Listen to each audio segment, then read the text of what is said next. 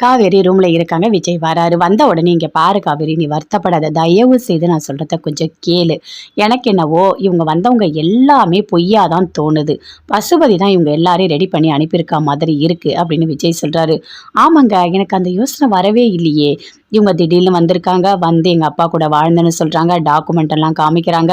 இங்க சொத்து இருக்கு, அங்க சொத்து இருக்குன்னு எல்லாமே சொல்றாங்க. அப்போ இது எல்லாத்துக்குமே காரணமே அந்த பசுபதி தானா? அவன் தான் ஏதோ பிளான் பண்ணியிருக்கானா?" அப்படின்னு சொல்லிட்டு காவேரி கேட்குறாங்க.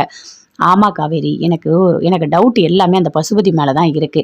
கொஞ்சம் எனக்கு நீ டைம் குடு. இவங்க வந்ததுக்கு என்ன காரணம்? எல்லாத்தையும் நான் உனக்கு கண்டுபிடிச்சு சொல்றேன்." அப்படின்னு விஜய் சொல்றாரு. "உண்மையாவா?" அப்படின்னு காவேரி அப்படியே ஹக் பண்ணிக்கிறாங்க. "இங்க பாரு காவேரி, வயித்துல குழந்தைய வச்சுட்டு நீ இதெல்லாம் நினைச்சு வருத்தப்படாத, சரியா? எப்பவுமே நான் உன் கூட இருக்கேன். எந்த பிரச்சனை, எந்த சூழ்நிலையிலும் உன்னை நான் விட்டு கொடுக்கவே மாட்டேன்." அப்படின்னு விஜய் சொல்றாரு. அப்படியே ஹக் பண்ணிக்கிறாங்க. ரொம்ப சந்தோஷமா பேசிட்டு இருக்காங்க.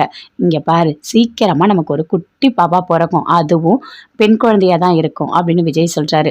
"என்னங்க நீங்க இப்படி பேசிட்டே இருக்கீங்க? எனக்கு ஒரு குட்டி விஜய் தான் வேணும்." அப்படின்னு காவேரி சொல்றாங்க.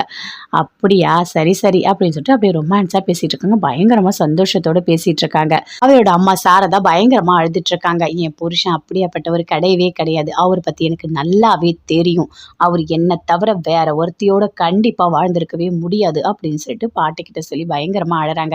"இருடி பார்க்கலாம், அமைதியா இரு."